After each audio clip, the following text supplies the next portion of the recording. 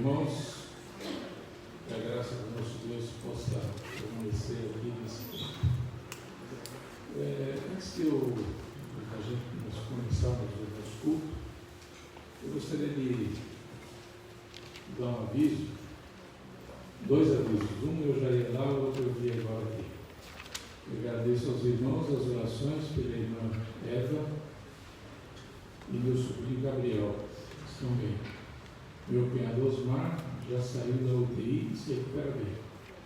É da irmã Íria que deixou essa mensagem. Outro recado é relacionado à minha pessoa, né? Eu estive essa semana, alguns irmãos sabem, eu estive essa semana internada, né? Um problema possivelmente no fígado, e eu queria só agradecer aos irmãos pelas orações, e vamos para frente, né? Porque Deus está no comando e Deus sabe tudo o que nos aguarda, né? E Ele determina a nossa vida.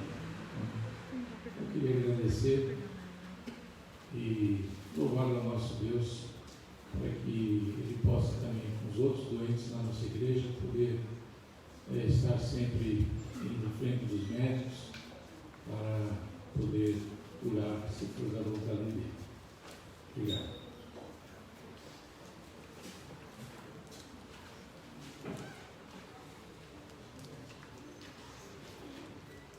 Eu queria que os irmãos pudessem abrir o livro de Salmos 40.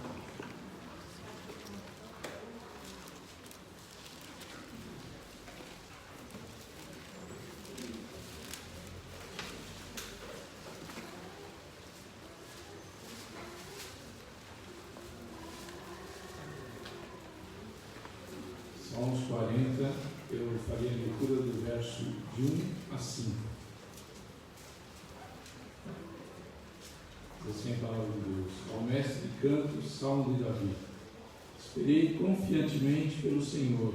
Ele se inclinou para mim e me ouviu quando clamei por socorro. Tirou-me de um poço de perdição, de um tremedal de lama, colocou meus pés sobre uma rocha e me firmou os passos. E me pôs nos lábios um novo cântico, um hino de louvor ao nosso Deus. Muitos verão estas coisas, temerão e confiarão no Senhor. Bem-aventurado o homem que põe no Senhor a sua confiança e não pende para os arrogantes, nem para os afeiçoados à mentira. São muitas, Senhor, Deus meu, as maravilhas que tens operado e também os teus desígnios para conosco. Ninguém há que se possa igualar contigo. Igual ao nosso Deus. Eu gostaria de pedir ao irmão que pudesse orar uma oração de confissão de pecados. Queria que eu pudesse o nosso irmão Isaac poder orar, fazer essa oração.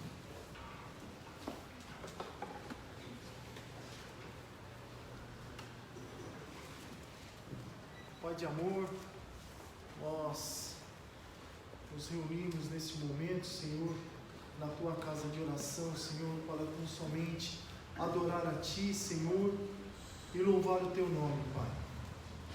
Neste momento também sublime de oração, Pai, nos colocamos diante da Tua presença, para que o Senhor nos perdoe, Senhor, também de todos os nossos pecados, Pai, de todos os nossos erros. Pedimos que o Senhor purifique, Senhor, as nossas vidas, as nossas mentes, o nosso coração, e que possamos, Senhor, a cada dia mais, Senhor, estar diante da Tua presença, orando, meditando na Tua palavra, nos fortalecendo, Senhor, para aquele grande dia, Senhor, em que o Senhor chamará a Tua igreja para estarmos para sempre com o Senhor. Fica conosco, Senhor, e pedimos que o Senhor fale profundamente em nossos corações nesta noite, através da Tua palavra, através dos cânticos que serão, Senhor, entoados em louvor ao Teu nome. Nós glorificamos o Teu nome também, Senhor, e Te agradecemos pela cura, pela libertação, Senhor, e pelo chamamento que o Senhor tem feito nesses últimos dias, Senhor, de vidas para o teu rebanho. Muito obrigado por tudo, no nome precioso de Jesus, o nosso Senhor e Salvador, que oramos e agradecemos. Amém, Senhor. Convido os irmãos a abrirem os seus diários. Vamos doar o hino 68, Dependência de Deus. Então, todos nós temos que saber, que nós somos totalmente dependentes dele, porque ele está no comando da nossa vida.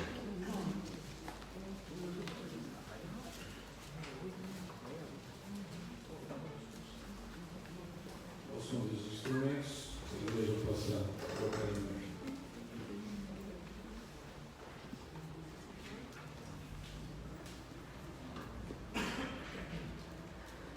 O Wagner não está, então podemos ser assim mesmo.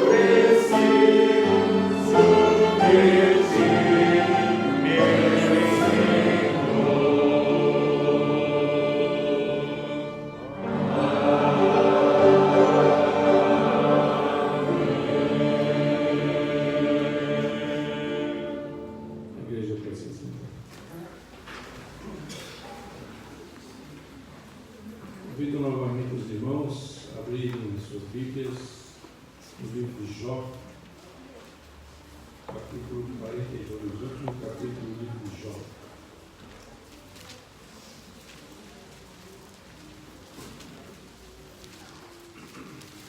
Vamos fazer uma leitura alternada. Eu leio os versos ímpares e a igreja os pares. É o capítulo 42, intervindo. Diz assim a palavra de Deus. Então respondeu Jó ao Senhor: Bem sei que tudo podes, e nenhum dos teus planos pode ser frustrado. Quem é aquele, como disseste, que sem conhecimento encobre o conselho? Na verdade, falei do que não entendia, coisas maravilhosas demais para mim, coisas que eu não conhecia. Escuta-me, pois, havias dito, e eu falarei, eu te perguntarei, e tu me ensinarás. Eu te conhecia só de ouvir, mas agora os meus olhos te veem. Por isso me abomino e me arrependo logo na cinza. Tendo o Senhor falado estas palavras a Jó, o Senhor disse também a Elifaz, o temanita: a minha ira se acendeu contra ti e contra os teus 2 amigos, porque não disseste de mim o que era reto, como o meu servo Jó. Tomai, pois, 7 novilhos e 7 carneiros, e ide ao meu servo Jó, e oferecei holocaustos por vós. O meu servo Jó adorará por vós, porque dele aceitarei a intercessão, para que eu não vos trate segundo a vossa loucura, porque vós não dissestes de mim o que era reto, como o meu servo Jó. Então foram Elifaz, o temanita, e Bildade, o suíta, e Zofar, o naamita, e fizeram como o Senhor lhes ordenara, e o Senhor aceitou a oração de Jó. Mudou o Senhor a sorte de Jó, quando ele chorava pelos seus amigos, e o Senhor deu-lhe o dobro de tudo que antes possuía. Então vieram a ele todos os seus irmãos e todas as suas irmãs, e todos quanto dantes o conheceram, e comeram com ele em sua casa, e se condoeram dele, e o consolaram de todo o mal que o Senhor lhe havia enviado. Cada um lhe deu dinheiro e um anel de ouro. Assim abençoou o Senhor o último estado de Jó, mais do que o primeiro, porque veio a ter 14.000 ovelhas, 6.000 camelos, 1.000 juntas de bois e 1.000 jumentas. Também teve outros 7 filhos e 3 filhas. Chamou o nome da primeira Jemima, da outra Késia, e da terceira Querema. Em toda aquela terra não se acharam mulheres tão formosas como as filhas de Jó, e seu pai lhes deu herança entre seus irmãos. Depois disto, viveu Jó 140 anos, e viu a seus filhos e aos filhos de seus filhos até a 4ª geração. Então morreu Jó, velho e farto de dias. Deus abençoe a nossa vida. Que Deus nós possamos ser sempre como Jó, sempre ter esperança e sempre esperança da nossa vida, né? Não ficar lamentando como os amigos de Jó fizeram. Vamos entoar o hino 319.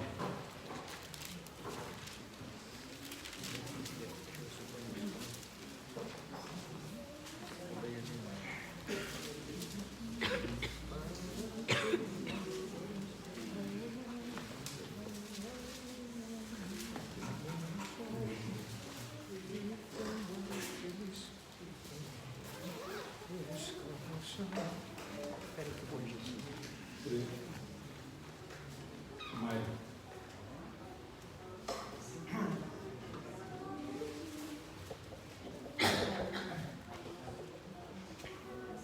A igreja sabe. Se colocar o véu, são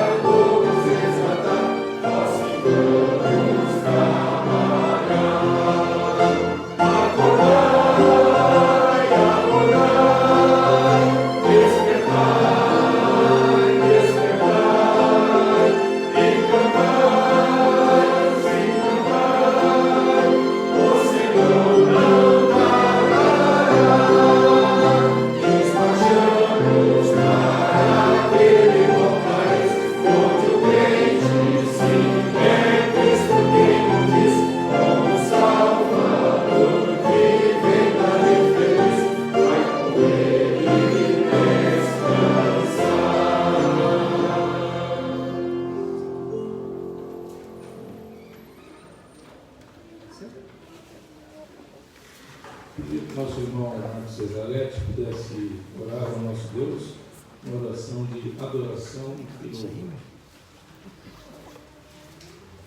Senhor Jesus, Santo e Eterno Deus, queremos honrar, glorificar, exaltar, bendizer o teu santo nome, Senhor, porque só o Senhor é santo, só o Senhor é digno de receber toda a honra, toda a glória, todo o louvor. É graças a Ti somente que nós podemos viver, nos mover e existir.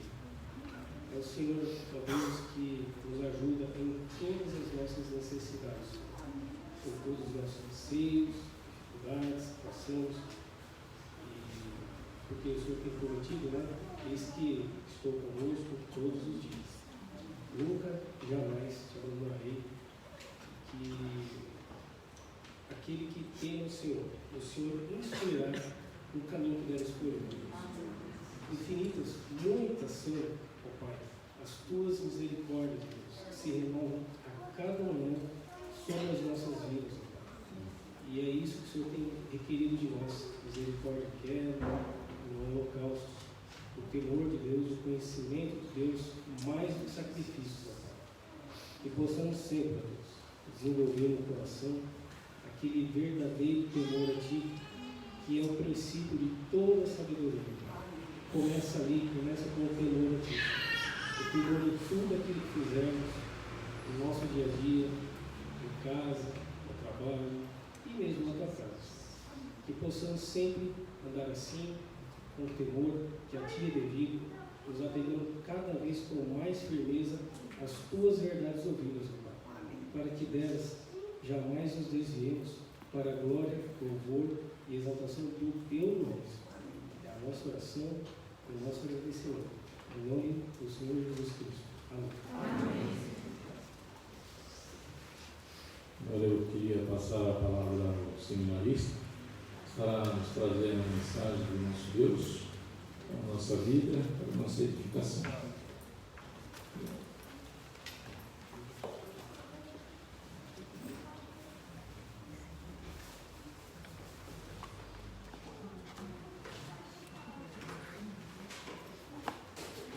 Tiago, capítulo 5,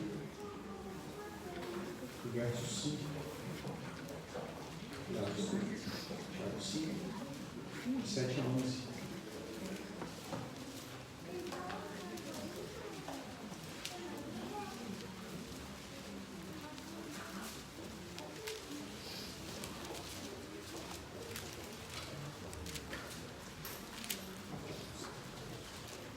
Tiago, capítulo 5, versículo 7, versículo 11.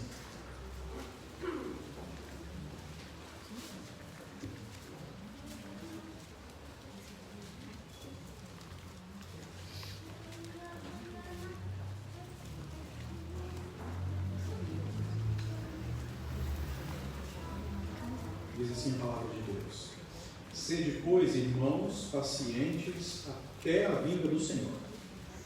Eis que o lavrador aguarda com paciência o precioso fruto da terra, até receber as primeiras e as últimas coisas. Sede vós também pacientes e fortalecei o vosso coração, pois a vinda do Senhor está próxima. Irmãos, não os queixeis uns dos outros, para não seres julgados. Eis que o juiz está às portas.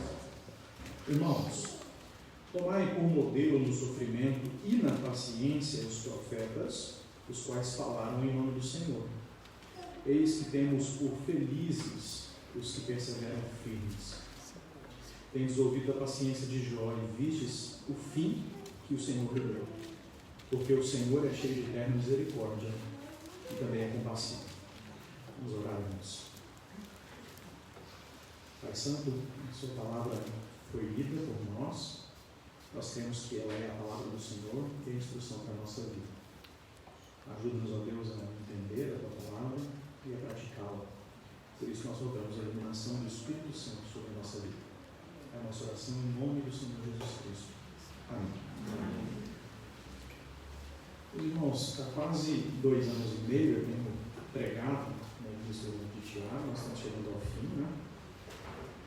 E eu tenho pregado não só aqui na igreja do Rio, mas também em algumas outras ocasiões, em igrejas que me convidam para pregar, e assim por diante. Então, cada vez que eu prego em Tiago, eu leio o livro todo. E eu trago essa informação para dizer que eu percebo a cada vez que eu leio o livro que eu tenho sido mais abençoado, com certeza, do que tenho abençoado, porque eu tenho crescido muito na minha fé através da leitura de Tiago. E eu tenho percebido a cada leitura algumas coisas diferentes, e é interessante como isso acontece conosco quando nós lemos a Bíblia, né? Às vezes a gente lê uma passagem que a gente já leu tantas vezes e a gente descobre uma coisinha ali, ou Deus fala conosco através de uma palavrinha que está ali, e a gente já leu várias vezes e às vezes não se atentou para ela. E então, em todas essas leituras, eu vi que do capítulo 1, versículo 1 até o versículo 12, nós temos uma síntese de tudo que Tiago vai falar no livro todo.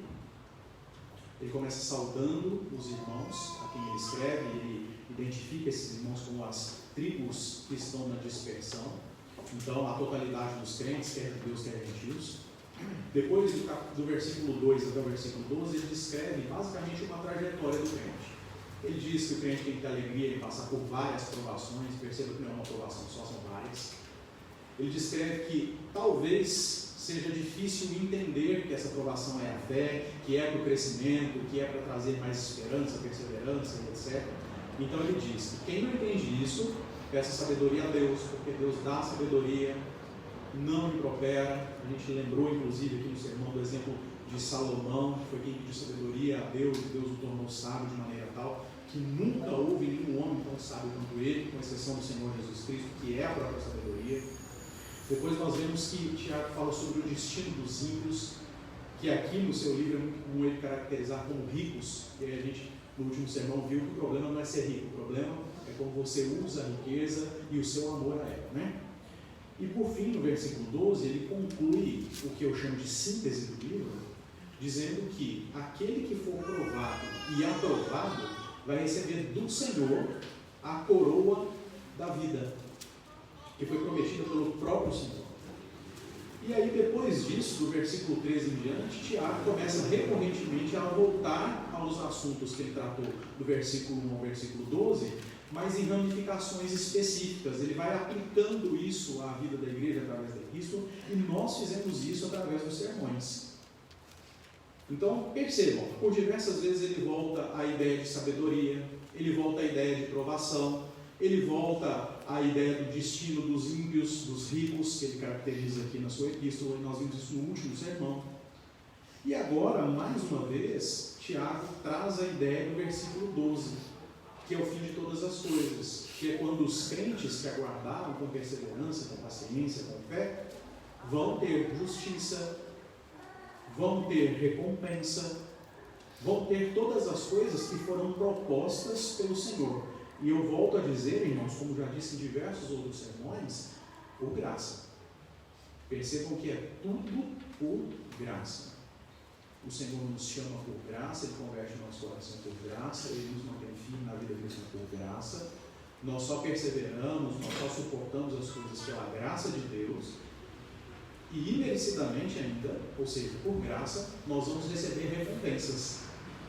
Perceba que em nenhum dos casos Deus tinha a obrigação de fazer, mas Ele faz porque Ele é um Deus gracioso, é um Deus misericordioso, compassivo, como nós vimos aqui no versículo 11 que nós lemos hoje.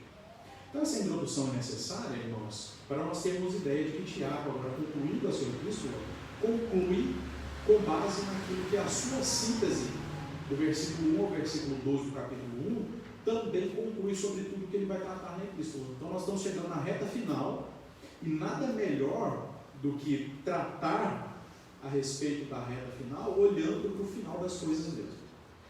Então vejam, eu dividi o texto naturalmente, porque o texto é dividido assim, em súplica por paciência, do versículo 7 ao versículo 8, advertência contra impaciência, só o versículo 9, e depois exemplos de paciência no versículo 10 e no versículo 11. Essa divisão é natural e diferente no Novo Testamento, porque ela se divide aqui por causa dos vocativos, por causa das chamadas que Tiago faz. Percebam que antes ele estava falando, dirigindo-se aos ricos, falando que eles estão condenados porque eles têm sido maus, eles têm sido perversos, mas agora ele chama a atenção 3 vezes para os irmãos. Então vejam aí no versículo 7, ele diz: sede pois irmãos, e aí no 8 ele não fala nada. Depois no 9 ele começa irmãos, chamando a atenção de novo, e depois no 10 ele fala mais uma vez irmãos. Essa é a divisão natural do texto, por isso eu vou trabalhar com ela.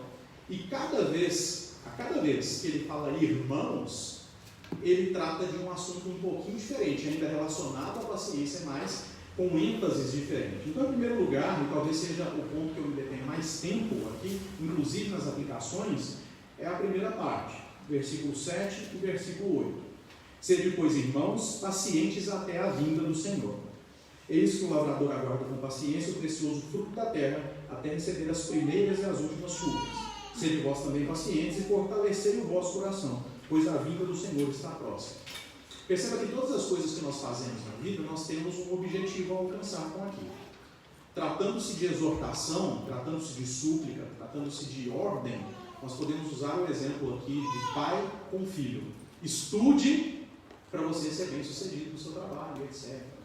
Namore com uma moça decente da igreja, para que você tenha um bom casamento e assim por diante. Perceba, você tem uma ordem e essa ordem tem um objetivo. Há uma espécie de recompensa natural ou de acontecimento ordinário se você seguir essa regra. E quando o Tiago então fala para que os irmãos sejam pacientes, ele dá a razão do porquê a paciência deve ser exercida. Sejam pacientes até a vinda do Senhor. Sejam pacientes e fortaleçam o coração de vocês, porque a vinda do Senhor está próxima. Então a razão para a paciência é essa. O que Tiago aqui está dizendo então, não é que nós temos que ser, embora nós tenhamos também, tá? Mansos, não é esse tipo de paciência.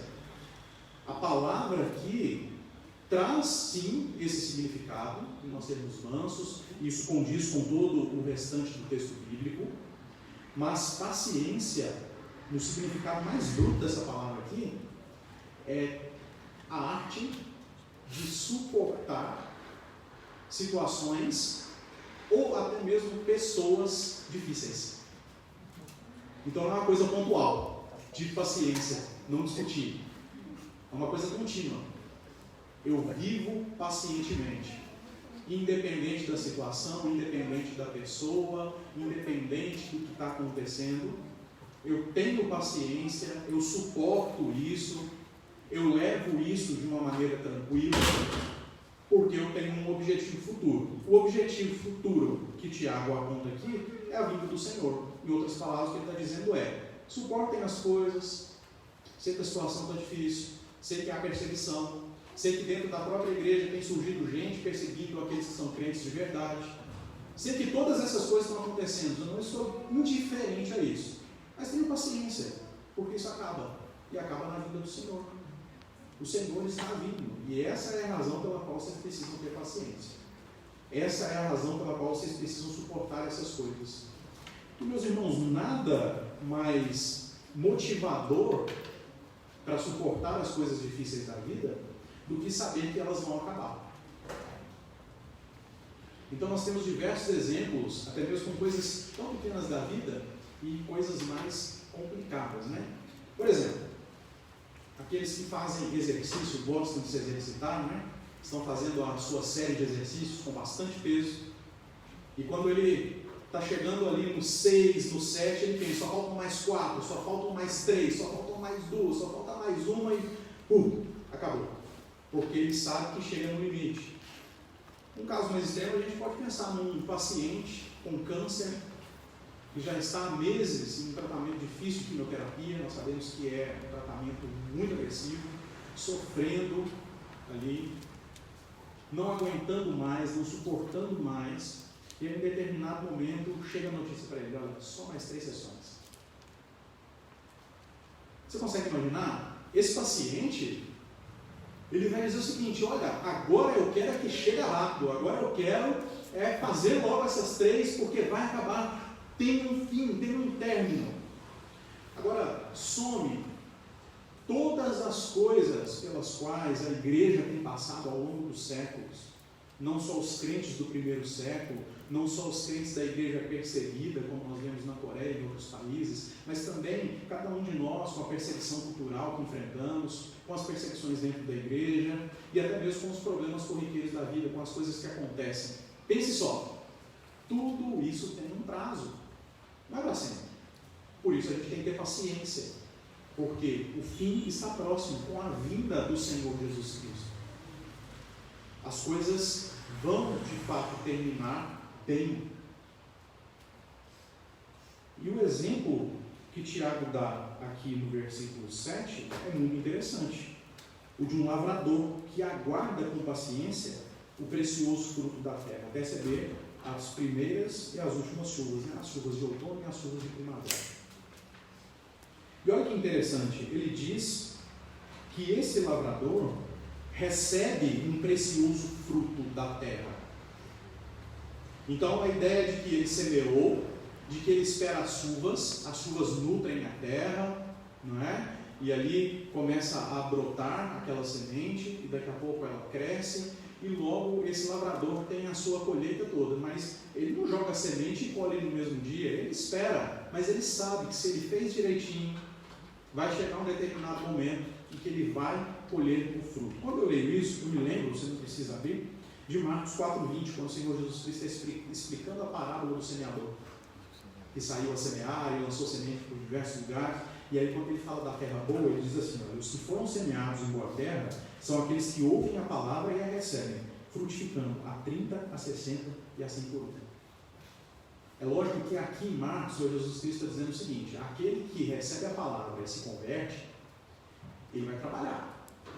E ele vai produzir mais gente, ele vai evangelizar, ele vai cumprir a missão que o Senhor Jesus Cristo dá. A ênfase aqui é essa, por isso ele produz cada vez mais. Alguns produzem menos, alguns produzem mais, outros produzem muito mais. Há um comentarista que usa o exemplo de Timóteo, Tito e Paulo. Timóteo um pouco mais retraído, Tito um pouco mais para frente, e Paulo a gente não precisa nem dizer. Ele não quis dizer literalmente que Timóteo produziu só 30, e que Tito produziu 60, e que Paulo produziu 100. E nem que um é melhor que o outro, mas ele está dizendo que há perfis diferentes, mas que, independente do perfil e do quanto essa pessoa consegue trabalhar, é certo que aquele que se converte trabalha. E ele produz frutos sim. Mas a ideia, tanto da parábola que o Senhor Jesus Cristo conta, quanto o exemplo que Tiago dá aqui no texto, é muito interessante, porque quando você planta uma semente só, daquela semente realmente vem muito fruto. Para um lavrador, nós podemos pensar, por exemplo, no trigo. Ele vem com várias bugalhas ali, sendo que ele foi lançado com uma semente só. O milho, a mesma coisa, no sabu tem diversos grãos de milho, mas só um foi necessário para plantar. Nós podemos pensar em árvores maiores, uma semente de maçã é uma macieira em potencial, né? E aí depois que ela é plantada, ela vira ali uma árvore bonita e muitos frutos vêm dela. E dentro desses frutos, outras sementes que viram outras árvores que produzem outros frutos. Então, o que Tiago está dizendo é o seguinte, além de ter paciência porque a vida do Senhor está próxima, vocês podem tomar de exemplo a vida do lavrador, que não colhe o fruto imediatamente, mas sabe que vai colher o fruto. Então, a ênfase de Tiago aqui é dupla. Em primeiro lugar, esperem porque o fim é garantido. E a segunda ênfase é, além do fim do sofrimento ser garantido, ainda tem uma colheita. Vocês ainda vão receber coisas melhores do que vocês têm. Porque, venhamos e convenhamos, né, irmãos? A vida cristã tem sim as suas dificuldades, mas é a melhor vida possível. Nós já colhemos muitos frutos. E assim como o nosso sofrimento não pode ser comparado com o eterno peso de glória que há de ser revelado, as alegrias que nós temos também não podem ser comparadas às alegrias futuras, com a consumação de todas as coisas, com a vida do Senhor Jesus Cristo. Então percebam que Tiago está dizendo o seguinte, quando o Senhor Jesus Cristo voltar, tudo vai ser perfeito. Acabou o problema. Tá? E ele diz que também é necessário fortalecer o coração. E é lógico que Tiago não é um cardiologista, né? Ele não está dizendo para fortalecer o coração nesse sentido, embora seja bom também, irmãos. Ele está dizendo que o coração, que o âmago do ser humano deve ser fortalecido, deve ser nutrido. Ontem, no estudo aqui do 4 Sábados, né, o pastor Nilson falou a respeito disso, né, de que o nosso coração ele precisa ser calibrado. E o que calibra o nosso coração é aquilo que nós fazemos, principalmente no domingo, os exercícios devocionais, oração, leitura da palavra, comunhão dos santos, os meios de graça mesmo. E aí eu vi uma resposta para isso, que você também não precisa abrir. A primeira epístola de Paulo aos Tessalonicenses, capítulo 3, versículo 13, ele diz assim, olha, a fim de que seja o vosso coração confirmado em santidade, isento de culpa, na presença de nosso Deus e Pai. E aí olha o que ele complementa aqui, na vinda de nosso Senhor Jesus, com todos os seus santos. Então ele está tratando aqui do coração de um assunto bem relacionado com o que o Tiago está tratando. Ele está dizendo o seguinte, a gente tem que esperar, mas também fazendo aquilo que o próprio semeador faz, a sua parte nesse sentido.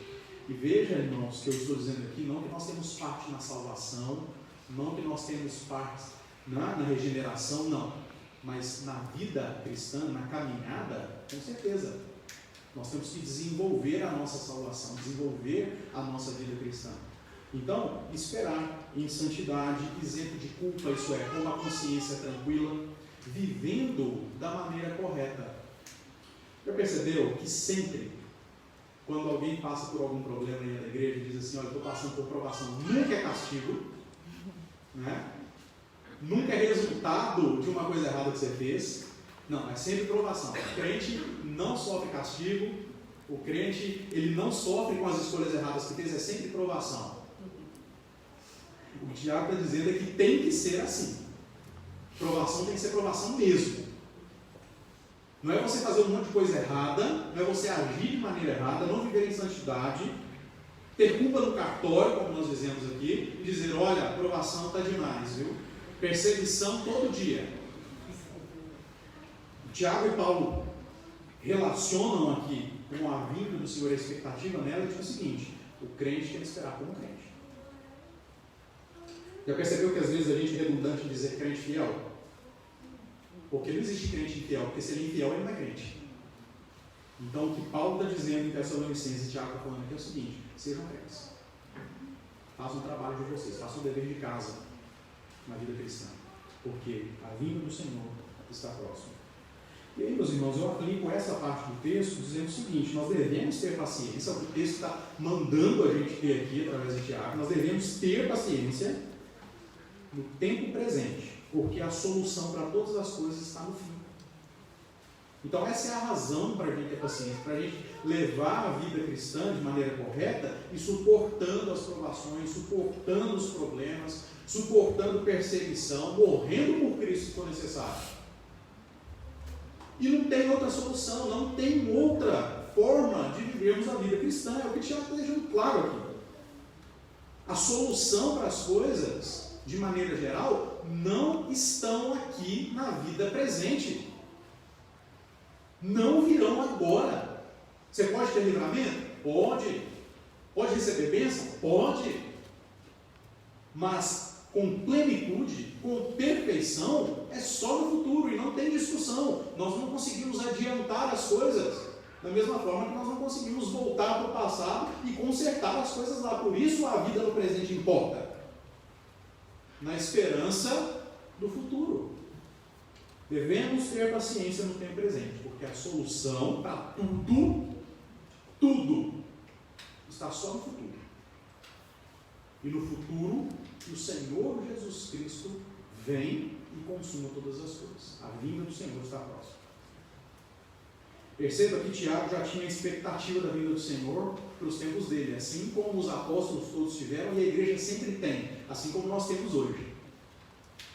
Pode ser que não aconteça ainda na nossa geração, e pode ser que aconteça. Mas independente da geração em que isso acontecer, o fato é, vai acontecer. É certo. E aí todas as coisas serão realmente consumadas. O segundo aspecto e o segundo ponto que eu quero trabalhar com os irmãos, tendo já trabalhado essa súplica por paciência, é a advertência de Tiago contra a impaciência. Parece ser meio redundante, parece que ele está repetindo, mas nós vamos ver aqui que há aplicações bem diferentes no que diz respeito ao que Tiago está falando. Versículo 9. Irmãos, não vos queixeis uns dos outros para não serdes julgados. Eis que o juiz está às portas. Em Tiago 4, versículo 11 e 12, ele diz assim: irmãos, não faleis mal uns dos outros, percebam a semelhança de falar mal e de queixar. Aquele que fala mal do irmão ou julga o seu irmão, fala mal da lei e julga a lei. Ora, se julgas a lei, não és observador da lei, mas juiz. Mas um só é legislador e juiz, aquele que pode salvar e fazer perecer. Tu, porém, quem és que julgas o próximo? E aqui, mais uma vez, eu abro parênteses, como fiz quando preguei em Tiago 4 e passei nesse texto, versículo 11 e 12. Não é que a gente não pode julgar. Inclusive, o próprio Senhor Jesus Cristo ensina que a gente precisa julgar sim, segundo a regra da justiça. O que Tiago está dizendo é que nós não podemos fazer julgamento temerário, antecipado, ou conforme as nossas vontades, conforme as nossas necessidades, os nossos gostos. Então o que ele está dizendo é que se um irmão faz alguma coisa que te incomoda, mas aquilo não é pecaminoso, aquilo não é proibido, e simplesmente você só não gosta, ou da roupa que o irmão veste, ou do jeito que ele fala, não é? Se ele é cansativo, se ele é às vezes um pouco chato, como a gente costuma dizer, isso não é razão para julgar, isso não é razão para condenar, porque quem julga nesse sentido condena. Isso não é razão para se queixar, e muito menos dentro da igreja. O irmão tem que ficar julgando o outro por coisas que não são pecaminosas. O irmão não tem que ficar se queixando do outro por conta do gosto, por conta de alguma indiferença criada nele mesmo. Não deve haver esse tipo de coisa. E percebam, inclusive, que tem um princípio para admoestação muito bem estabelecido na Escritura, que é Mateus 18. E lá em Mateus 18 ainda está falando de pecado. Está dizendo o seguinte: se o seu irmão pecar contra ti, vai até ele e repreende ele. O texto não está dizendo, vai para outro irmão e fala o que aquele irmão falou, fez, aumenta um pouquinho, chora, faz coitado, espera e tal. Não. O texto está dizendo, vai lá naquele irmão e fala com ele. Se ele te ouvir, você ganha um irmão. Se ele te ouvir, você pode ter certeza que ele é um cara crente, é uma moça crente, e vocês vão estar bem dali para frente. Eu experimentei isso na pele, com um colega seminarista. Eu e outros colegas víamos muitos problemas nele, e eram alguns problemas inclusive pecaminosos. Fomos até ele, criamos um ambiente saudável para a conversa, o exortamos na palavra, com oração antes e depois. Esse irmão entendeu, esse irmão se desculpou, nós nos desculpamos com ele, caso tivéssemos feito alguma coisa, e hoje esse irmão é um grande amigo meu, mas muito amigo mesmo, de maneira que eu posso dizer que no exercício do meu ministério, ele foi peça fundamental, não só por essa situação, mas por diversas outras, porque eu fui um irmão. E a palavra em Mateus 18 segue dizendo, se porém ele não te ouvir, você chama mais uma ou duas pessoas, testemunhas, e vai com essas testemunhas lá. Se ele se arrepender, ok, continua com a situação favorável. Se ele não se arrepender, aí você vai até a igreja, você vai até o conselho, com as testemunhas apresentadas, e aí o que o conselho decidir, o que a igreja decidir, é feito. No caso da disciplina, o próprio Senhor Jesus Cristo deixa claro, considera-o como gentio publicano, ou seja, considera como ímpio, porque ele não aceitou a repreensão da igreja na palavra. Então, quando o Tiago trata disso aqui, ele está reafirmando que o Senhor Jesus Cristo ensinou, e ele está dizendo que também não é necessário fazer isso de maneira temerária, só com dúvidas a respeito dos problemas, porque aquele que é juiz de verdade já está às portas. Então ele está dizendo o seguinte, na dúvida, espera, ora, porque o verdadeiro juiz, e não é um juiz que vê como nós vemos, mas ele vê o coração, ele sabe de todas as coisas, está chegando. Então, se aquele irmão precisar de disciplina, se aquele irmão precisar de julgamento, se na verdade ele não for um irmão, ele vai ser julgado pelo Senhor. Porque o Senhor, quando vir, irmãos, trará benefícios nunca sonhados, nunca imaginados para os crentes, mas para aqueles que não são, a condenação nunca imaginada também. Porque quando a gente lê na Escritura que é o lago de fogo, não é? É o lugar onde o verme não morre, a gente consegue construir uma cena assim, mas a gente não consegue sentir a intensidade desse castigo. Então o Senhor vem para o benefício dos crentes, mas também para o julgamento daqueles que não são crentes. E Tiago tranquiliza a igreja quando ensina essas coisas. Como que a gente aplica isso à nossa vida? Em primeiro lugar, eu acho que o texto de Colossenses 3,13 ajuda a gente na convivência. Em primeiro lugar, primeira aplicação sobre esse ponto. Diz assim, suportai-vos uns aos outros, perdoai-vos mutuamente, caso alguém tenha motivo de queixa contra outro. assim como o Senhor nos perdoou, assim também perdoai-nos. Então, ao que me parece, o perdão é uma solução proposta pela Escritura para que o convívio seja bom, para que realmente aquele que até tenha cometido uma falha seja reintegrado ao corpo, seja novamente participante na mesa do Senhor, novamente benquisto pela igreja e assim por diante. Essa é a primeira aplicação. Isso diz mais respeito àquilo que nós precisamos e àquilo que nós temos que fazer. Mas uma outra aplicação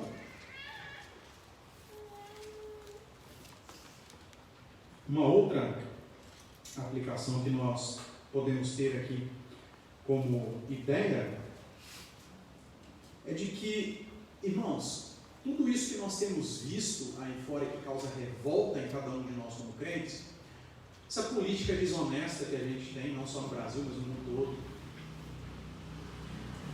esses episódios que assustam a gente quando a gente lê o jornal. Acho que o último foi o caso dessa menina de 10 anos, abusada pelo tio, pelo outro tio, pelo avô também, foi submetida a um aborto. E o pior é que a gente vê um monte de gente comemorando isso para defender a agenda, e crente, ou seja, aliás, quem está dentro da igreja, a gente vê isso, a gente fica escandalizado. Eu, pelo menos, fiquei muito.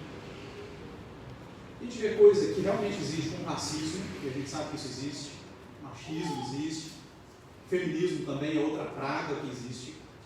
Nós temos todas essas coisas. Nós temos a igreja sendo perseguida ideologicamente, e tudo isso machuca quem é crente de verdade, isso machuca a igreja. E a aplicação que eu quero fazer mediante essa situação é a seguinte: não só o Senhor voltará e trará alívio para nós, mas esses que são inimigos de Deus vão ser punidos. Isso é a aplicação para a igreja. Isso não é desejar o mal de ninguém, no sentido pessoal, no sentido de querer que alguém arda no inferno. A ideia não é essa, porque o que nós queremos é que todos quanto possível sejam salvos. Mas a ideia é o seguinte: se alguém é inimigo de Deus, e ouviu inclusive o chamado do Evangelho, boa parte das pessoas sim, e não se arrependeu, e não era um eleito do Senhor, antes filho da perdição, o juízo, o castigo que virá sobre esses, exalta o ser de Deus e acalma o coração daqueles que sofreram tanto, dos verdadeiros fiéis, dos crentes.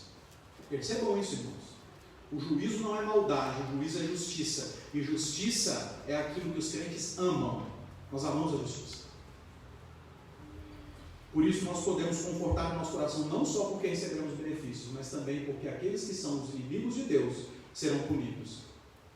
E os inimigos de Deus automaticamente são os inimigos da igreja. O apóstolo Paulo percebeu isso de maneira muito clara no seu ministério, tanto que a união mística com Cristo é algo muito presente na sua teologia. Eu falo isso muitas vezes com os jovens na classe de escola dominical, porque quando o Senhor Jesus Cristo aparece para Paulo, quando ele está a caminho de Damasco, ele pergunta: Senhor, quem és? E ele diz: sou eu, Jesus, a quem tu persegues. Mas Paulo não perseguia o Senhor Jesus Cristo, ele perseguia a igreja, mas perseguir o corpo é a mesma coisa que perseguir a cabeça. Perseguir a noiva é a mesma coisa que perseguir o noivo. Por isso, perseguir a igreja hoje, ideologicamente, perseguir os crentes, submeter os crentes às provações, é o mesmo que fazer a Cristo. Ele se condói e por isso ele julga, porque ele pode julgar.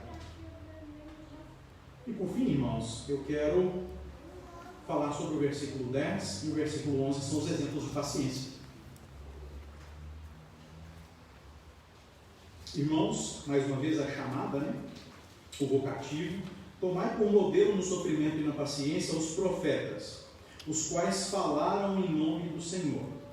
Eis que temos por felizes os que perseveraram firmes. Perceba que é um exemplo porque ele está aplicando aquilo que ele acabou de falar para os crentes terem. Tendes ouvido da paciência de Jó e vistes que fim o Senhor lhe deu, porque o Senhor é cheio de terna misericórdia e compassivo. Vejam duas coisas. Em primeiro lugar, eu quero destacar aqui, irmãos, que a palavra paciência e paciente, pacientes aparece diversas vezes no texto, obviamente, é o tema que Tiago trata nesse trecho, mas que quando ele se refere a Jó, tem ouvido a paciência de Jó, no texto grego ele não usa a mesma palavra, ele usa uma palavra diferente, que sintetiza muito o pensamento da definição da paciência. A palavra é resistência, porque se for ver, Jó não foi muito paciente, ele foi mais resistente do que paciente. Em determinados momentos ele questionou, ele não blasfemou, ele não pecou, mas ele questionou. Quando as primeiras coisas acontecem com ele rasga as suas vestes. Obviamente isso tinha um simbolismo, um significado no Antigo Oriente Próximo, mas era sim uma expressão assim, de raiva. Ele não ficou irado com Deus e não blasfemou contra Deus, mas paciente no sentido de ser totalmente longânimo, até porque ele não sabia que ele seria restituído no final. Ele só descobriu isso quando aconteceu. Ele não tinha essa expectativa, mas resistente nós temos que assumir que Jó foi.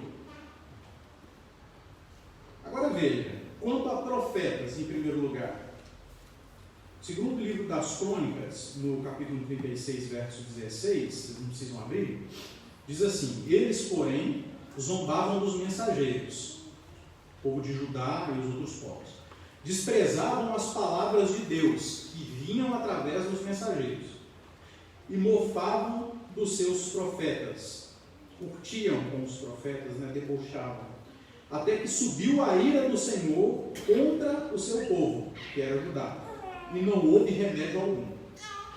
Então percebam que os profetas passavam. E o Senhor Jesus Cristo também fala a respeito disso, mas agora no princípio de retribuição. Quando ele está no Sermão do Monte, lá em Mateus 5, versículos 11 e 12, ele fala a respeito dos profetas, aplicando isso à vida daqueles que estavam ouvindo seu sermão, que eram os apóstolos em especial. Bem-aventurados sois quando, por minha causa, vos injuriarem, vos perseguirem, mentindo, disserem todo mal contra vós. Regozijai-vos e exultai, porque é grande o vosso galardão nos céus, pois assim perseguiram aos profetas que vieram antes de vós. Então vejam que não é novidade a perseguição. E Tiago dá esse exemplo aqui, porque muitas vezes nós murmuramos por conta da perseguição, por conta dos problemas, como se nós fôssemos super. Como se nada de pior tivesse já acontecido com você, com outra pessoa, aliás. Às vezes a gente reclama, às vezes a gente só fala: Senhor, por que isso está acontecendo comigo? Às vezes porque você perdeu o emprego. E às vezes você não lembra que teve crente sendo julgado, lançado para os animais para divertir o povo lá em Roma. E aí você acha que seu emprego, Senhor, como pode isso acontecer comigo? Veja os exemplos. Ou quando você prega para alguém, para trazer mais próximo, por exemplo, aqui dos profetas, e aquela pessoa não converte, aquela pessoa vira a cara para você, sai falando mal de você, você fala: nossa, mas eu só queria o bem dela, eu só estava pregando a palavra de Deus para ela. Por que toda essa perseguição? Por que toda essa ira? Vejam os profetas que vieram antes de nós. Vejam os apóstolos. Qual foi o fim dos apóstolos? O único que morreu de causas naturais ficou exilado em uma ilha. Vejam o próprio Senhor Jesus Cristo. Acho que Hebreus 11 e 12 deixa tudo isso muito claro, com aquilo que nós chamamos de galeria dos heróis da fé. E o autor diz, tendo visto essa nuvem de testemunhas, olhem para a principal das testemunhas, que é o Senhor Jesus Cristo, autor e consumador da fé. Ele que não fez causa da vergonha, ele que passou por tudo, porque ele sabia o que lhe estava proposto. Isaías 53 deixa claro que ele sabia que receberia o fruto do seu penoso trabalho, aqueles que o Pai deu para ele. E o outro exemplo é o de Jó, irmãos, e muito provavelmente Tiago tenha inferido aqui essa questão da paciência ou resistência de Jó, que é o que fica mais próximo do texto, de Jó 1, 21 e 22, que é quando Jó diz: nu saí do ventre da minha mãe e nu voltarei, o Senhor o deu e o Senhor o tomou, bendito seja o nome do Senhor, e em tudo isso Jó não pecou, nem atribuiu a Deus falta alguma. Isso sim, paciência e também persistência, resistência, perseverança. Outro texto que pode ter sido uma referência para Tiago escrever isso é o de Jó 10, 2:10. Mas ele respondeu inclusive a sua esposa: falas como uma louca, como qualquer doida, quando ela diz: amaldiçoa o nome de Deus e morre, ou dá glória a Deus e morre, uma tradução mais literal, que dar glória a Deus era um sinônimo para confessar pecados. Temos recebido o bem de Deus e não receberíamos também o mal? Ao que parece, Jó faz aqui uma balança, um contraponto. Ele fala assim: ó, tem tanta coisa boa de Deus, quando Deus envia uma coisa ruim também, a gente não precisa reclamando, não. Aplicando isso para nós, como um parêntese aqui, até porque muitas vezes a gente recebe coisa de Deus e nem agradece, aí quando perde a gente reclama. Voltando para o texto. Em tudo isso, não pecou Jó com os seus lábios. Então percebam, irmãos, os exemplos dados aqui são muito extremos, muito drásticos, né? Com certeza não aconteceu com nenhum de nós aqui presentes hoje o que aconteceu com Jó. E as perseguições que nós sofremos hoje não chegam nem perto do que aconteceu com os apóstolos. Alguns crucificados, outros mortos à flecha, decapitados e assim por diante. Percebem como há uma ênfase muito grande nesses exemplos drásticos para nós refletirmos, em primeiro lugar, os leitores originais do texto, mas depois para nós refletirmos sobre o fato de que nós não devemos murmurar, nós não devemos reclamar, mas nós devemos ser pacientes, que a vida do Senhor está próxima. Se está ruim, independente da intensidade, vai acabar. Se tem perseguição, independente do tipo e da intensidade, também vai acabar, e esses que estão perseguidos vão ser julgados. Eu concluo, portanto, irmãos, em primeiro lugar, que Jesus voltará. A certeza que o texto dá, que a Bíblia dá, que todas as informações do texto bíblico nos dão. O Senhor Jesus Cristo vai voltar. E Ele volta em tempo oportuno. A gente não determina o tempo que o Senhor Jesus volta, a gente não calcula o tempo que o Senhor Jesus Cristo volta, como já fizeram várias vezes, né? Sempre tem datas específicas, pessoas que elaboram por aí e ficam cheio de teorias, mas não, a gente não sabe o dia, a hora, a gente não sabe quando o Senhor Jesus Cristo volta, mas é um tempo oportuno. É um tempo determinado por Deus e, portanto, é perfeito, é na hora certa. Nem adiantado, nem atrasado, um tempo oportuno. E o Senhor Jesus Cristo vai voltar. E quando Ele voltar, irmãos, Ele trará novos céus e nova terra, onde nós não vamos precisar mais de paciência, de resistência, de esperança, de fé. Não precisar mais nada disso, porque todas as coisas estarão consumadas. A gente não vai ter mais expectativa no futuro, porque o futuro chegou e ele agora é eterno. E aí sim, nós viveremos conforme hoje nós temos a expectativa de viver. Isso não vai acontecer agora. Por isso, paciência, persistência, esperança, perseverança, resistência como crente. Olhar para o futuro, irmãos, é a única forma de viver conforme Deus quer hoje. E percebam que todas as coisas, irmãos, todas, sem exceção, estão sempre condicionadas ao Senhor Jesus Cristo. Ele não é só o nosso exemplo de paciência, mas Ele é a nossa possibilidade de sermos pacientes. Ele não é só o nosso exemplo de expectativa para receber o fruto do penoso trabalho, mas Ele é o recebimento daquilo que nós ansiamos receber. Ele é o próprio cumprimento. Tudo na nossa vida, irmãos, todas as coisas, todas as situações, em cada momento, tem bases sólidas no Senhor Jesus Cristo. Tudo aponta para Ele, tudo está relacionado com Ele. Por isso, irmãos, eu de fato concluo o sermão dizendo: tenham paciência no Senhor Jesus Cristo, porque Ele virá e consumará todas as coisas. É certo que acontecerá. Que Deus nos abençoe e misericórdia. Vamos ficar de pé? Nós vamos orar. Logo após a oração, nós vamos cantar o Amém Tríplice, aguardar o pós-lúdio e depois todos nós estaremos liberados desde já. Eu desejo a todos uma boa semana.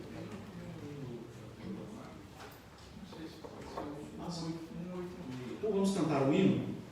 o presbítero Marcos sugeriu aqui, o hino 186. Hino 186.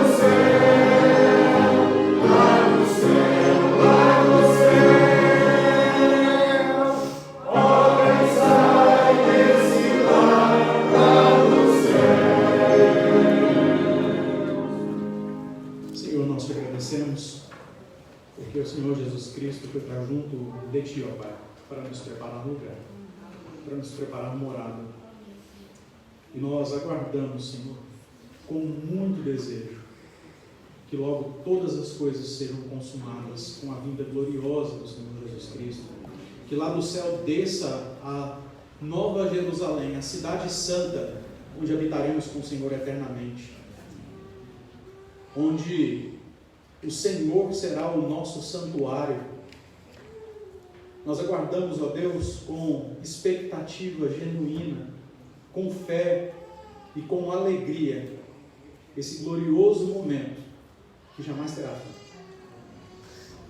Ajuda-nos, ó Deus, a nos mantermos firmes, perseverantes, pacientes, resistentes, Ajuda-nos, ó Senhor, a vivermos com integridade diante do Senhor, pela graça e tão somente pela graça, e para a glória do seu nome. Dá-nos um retorno abençoado para os nossos lares, assim como o Senhor nos trouxe até aqui de maneira segura, de maneira alegre.